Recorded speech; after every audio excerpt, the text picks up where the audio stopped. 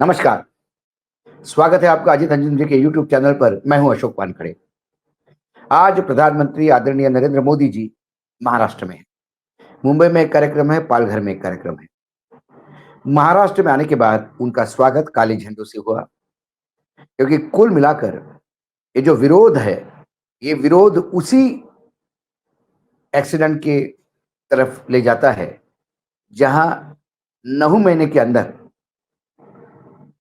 मालवण के राजकोट में एक 35 फीट का बड़ा स्टैच्यू छत्रपति शिवाजी महाराज का लोकार्पित किया था प्रधानमंत्री नरेंद्र मोदी जी ने।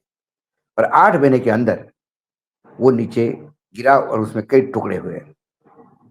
शायद महाराष्ट्र में पहला है स्टैच्यू छत्रपति शिवाजी महाराज का पुतला जो गिरा है,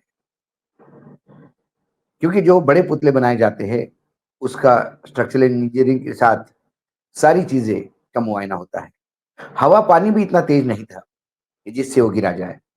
जो चश्मदीद गवाह था वहां पे, जिसका नाम सुनील खंदारे है, उसने कहा कि मामूली हवा और पानी आया और 1:18 पर छत्रपति शिवाजी महाराज का वो 35 फीट का स्टैचू नीचे गिर गया। हम भागे, हमने सब देखा, उस स्टैचू के टुकड़े हो चुके थे। वो दर्दनाक मंजर मेरे आंखों के सामने से आज भी नहीं हटता। मैंने तुरंत, हमने कुछ लोगों ने एक तारपोल लाके उसके ऊपर ढक दिया ताकि लोगों के नजर में वो चीज ना आए। उसके बाद लोग आए, फिर इंक्वायरी हुई।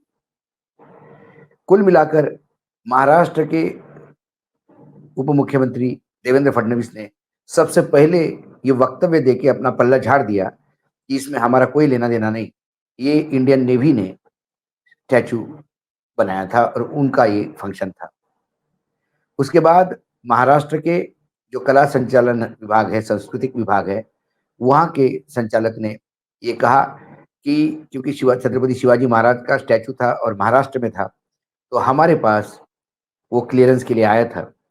तब उसकी हाइट 6 फीट की थी और 6 फीट के अनुसार जो हमारे पास चीजें आई उसको हमने क्लियरेंस दिया। ये 6 फीट का 35 फीट कैसा हुआ ये किसी को पता नहीं।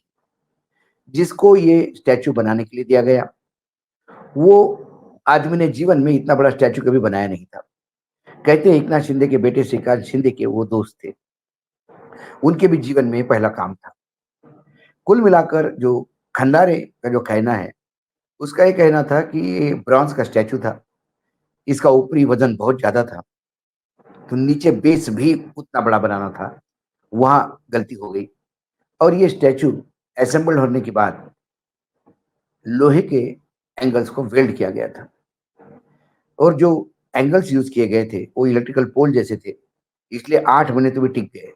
दूसरा होता तो 3 महीने में गल जाता, क्योंकि मालवण में समुद्री हवा आती है और वहां पे जलवायु जो है वो नमकीन है। तो जहाँ कोस्टल एरिया है वहां अक्सर लोहा जल्दी गल जाता है। इसका प्रिकॉशन उन्होंने लेना चाहिए था। जो इनिशियली जो बड़े स्टैचू बनाते हैं उन लोगों का कहना है कि इतने बड़े स्टैचू के लिए एक स्ट्रक्चरल इंजीनियर का होना साथ में जरूरी रहता है। स्ट्रक्चरल इंजीनियर आपके स्टैचू वजन, हवा बहने वाली इन सारी चीजों को देखते हुए उसका स्ट्रक्चर बनाता है और उसके ऊपर वो असेंबल होता है। ये सारी चीजें उसमें कमी पाई गई। लेकिन आरोप प्रत्यारोप का दौर चलने लगा और सबसे पहले अजित पवार ने महाराष्ट्र की सरकार की तरफ से पूरे महाराष्ट्र के 8 करोड़ जनता की माफी मांगते हुए अपने पार्टी के लोगों को एक दिन के लिए, वो सिर्फ इसलिए कि छत्रपति शिवाजी महाराज के साथ जो हुआ, इस पुतले के साथ जो हुआ, उसके लिए हम माफी मांगते हैं। उसके बाद फिर माफीनामे की दौड़ लगी। मुख्यमंत्री एकनाथ शिंदे ने कहा इसमें राजनीति नहीं होनी चाहिए, इसमें हम भी, मैं 100 बार माफी मांगने को तैयार हूँ। उसके बाद जब कल उस क्षेत्र का मुआयना करने आदित्य ठाकरे गए, महाविकास आघाड़ी के जयंत पाटिल और बाकी नेता थे, उसी के ऊपर हल्ला बोल नारायण राणे के लोगों ने किया, क्योंकि वो कोकण का इलाका है और वहाँ बहुत बुरा सीन रहा। वहाँ एक दूसरे को पकड़ा पकड़ी हुई, मारामारी हुई, लोग जख्मी हो गए और एक दूसरे के खिलाफ एफआईआर दर्ज हुई। इस मामले को देखते हुए फिर बार बार सभी इसमें कह रहे हैं कि इसमें राजनीति नहीं होनी चाहिए। नारायण राणे ने धमकी दी कि हम घर में घुस के मारेंगे। उसका रिटर्न शरद पवार ने कहा कि हम शांत हैं, हम तमीज से पेश आते हैं, इसका मतलब कमजोर मत समझिएगा। यदि आपने टेढ़ा कदम उठाया तो फिर हमें भी मजबूर होना पड़ेगा। ये सारी बात चली रही थी। इसी बीच आज जब प्रधानमंत्री नरेंद्र मोदी महाराष्ट्र गए तो उन्हें काले झंडे दिखाए गए, क्योंकि कहीं ना कहीं ये बात सभी के मन में घर कर गई, क्योंकि वो प्रधानमंत्री जी को लोकसभा चुनाव के पहले स्टैचू लोकार्पित करना था, उसको भी चुनाव के लिए कैश करना था, इसलिए ये काम जल्दीबाजी में होगा।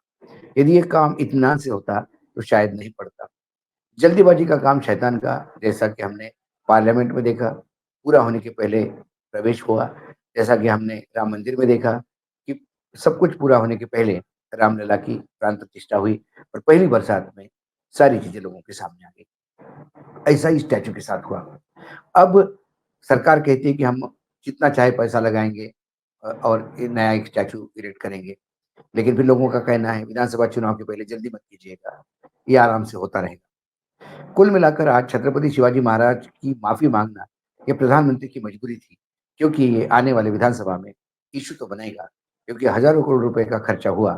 तो ये खर्चा जो हुआ, ये किसने किया और इस खर्चे के लिए जिम्मेदार कौन? क्या छत्रपति शिवाजी महाराज के स्टैचू बनाने में भी भ्रष्टाचार हो सकता है? क्योंकि छत्रपति शिवाजी महाराज पूरे महाराष्ट्र की कमजोरी है, वो दैवत है महाराष्ट्र का। महाराष्ट्र उनको पूजता है, उन्हीं के नाम से शिवसेना राजनीति करती है, उन्हीं का नाम लेकर मराठा राजनीति करते हैं, उन्हीं का नाम लेकर पिछड़े दलित सभी उन्हीं का नाम लेते हैं, क्योंकि छत्रपति शिवाजी महाराज ऐसे व्यक्ति थे कि जिन्होंने सभी जाति धर्मों के लोगों को अपने दिल में स्थान रखा था। अपने फौज में थे, अपने अंगरक्षकों में थे, उन्हें कभी जातिवादी का भेद नहीं किया। प्रधानमंत्री को जो विरोध हो रहा था उनसे उनको माफी मांगना जरूरी था। माफी मांग के कहीं ना कहीं जो किए गए जो कार्य है, मैं उनको पाप तो नहीं कहूंगा, लेकिन जो जल्दीबाजी में जो ये काम हुआ और जिसके जरिए ये हादसा हुआ, उसके लिए उन्होंने माफी मांगी। कहीं तो एक मलम लगेगा मराठी इन जो जितने भी मराठी है जिनका दिल टूटा या दिल दुखा उस पर। लेकिन महाराष्ट्र में महायुति, जिसे एनडीए गठबंधन को महायुति कहते हैं वहां पे, उसमें कब कुछ ठीक नहीं चल रहा है।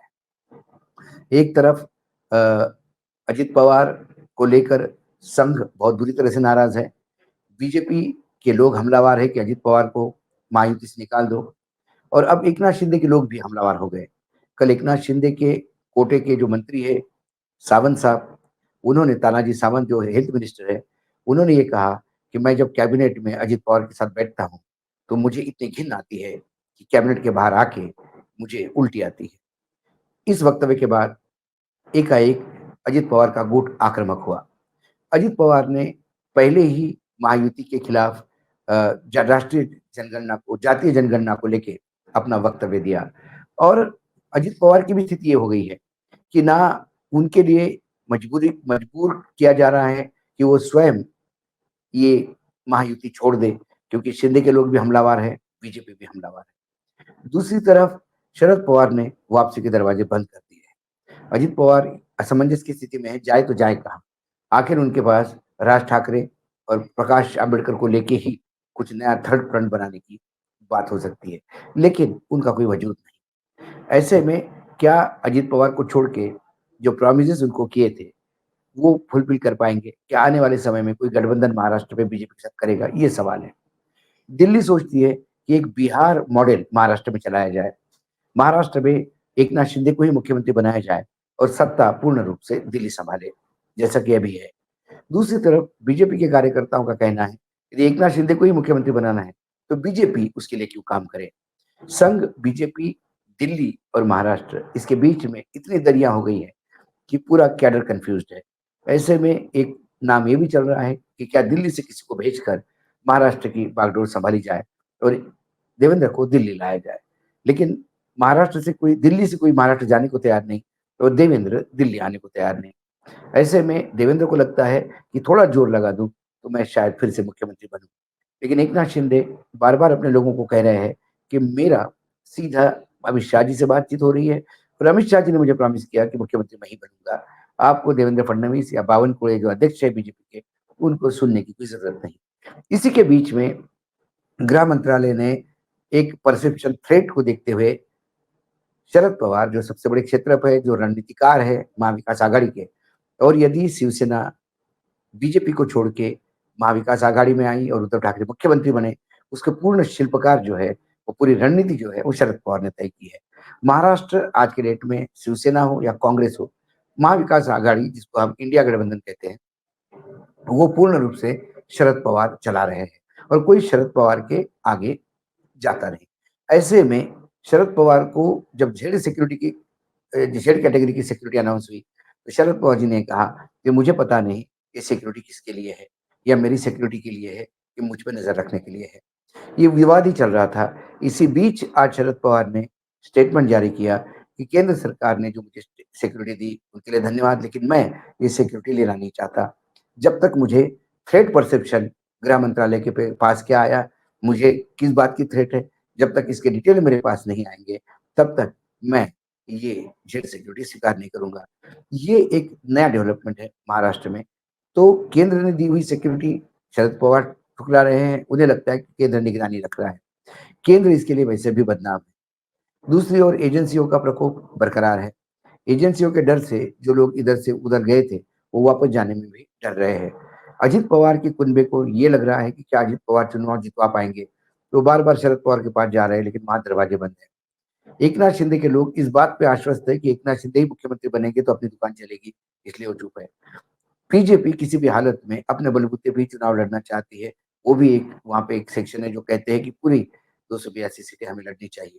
लेकिन क्या बीजेपी लड़ेगी? क्या बीजेपी 200 लड़के बाकी चीजें बाकी सीटें इनको देगी, या 108 160 लड़के फिर 120 सीटें 60-60 इन दोनों को देगी? ये देखना है। जितनी सीटें अजित पवार को जाएगी उतना नुकसान ज्यादा होगा, ये आंकड़े भी बताते हैं। ये लोकसभा के हिट जो रेट है, हिट रेट, उसको भी वो भी यही दर्शाता है। कुल मिलाकर महायुति बहुत कंफ्यूजन में है। प्रधानमंत्री लगातार टूर तो कर रहे हैं महाराष्ट्र का। आज उन्होंने एक वेलनेस सम्मेलन था, उसको भी 3 दिन का चल रहा है वहाँ पे आके किया। और वो दूसरी जगह पालघर में उन्होंने एक नया बंदरगाह होने वाला है, उसका लोकार्पण किया। वहाँ मच्छीमारी के लिए होगा, फिशिंग के लिए। उससे कई लाख लोगों को उन्होंने कहा कि रोजगार मिलेगा। बातें तो बहुत हो रही है, लेकिन कुछ यथार्थ के धरातल पे होता हुआ नहीं दिखाई देता है। किसानों की आत्महत्या अपने चरम पे है। एक नया आंकड़ा विद्यार्थियों की आत्महत्या का आया, और वो इतना सरप्राइजिंग है कि महाराष्ट्र किसानों के साथ-साथ अब विद्यार्थियों के भी आत्महत्या में नंबर 1 पे है। पिछले साल में जो आंकड़ा सामने आया, वो 1264 विद्यार्थियों ने अपनी जीवन लीला समाप्त की, और ये 14% है नेशनल के टोटल को देखते हुए, और इसमें महाराष्ट्र नंबर 1 है। नौकरियाँ नहीं है, बेरोज़गारी नहीं है, सरकार के ऊपर लोन बहुत है, फिस्कल डेफ़िसिट 2 लाख करोड़ का मात्र इस बजट का है। ऐसे में लाडली बहना कितना दम मार पाएगी? किसान सोयाबीन के लिए रो रहा है, रेट्स नहीं मिल रहे, कई समस्याएँ हैं, लेकिन सारी चीज़ें उलझी है, कभी छत्रपति शिवाजी महाराज के स्टैच्यू में, तो कभी मराठा आरक्षण पे। देखते हैं इन सारी बातों को दोनों आघाड़ियाँ, जैसे महाविकास आघाड़ी और महायुति, ये दोनों इसको कैसे निपटते हैं। आज इतना ही, फिर आता हूँ किसी विषय के साथ, तब तक के लिए नमस्कार। देखते रहिएगा अजीत अंजुम जी का यूट्यूब चैनल।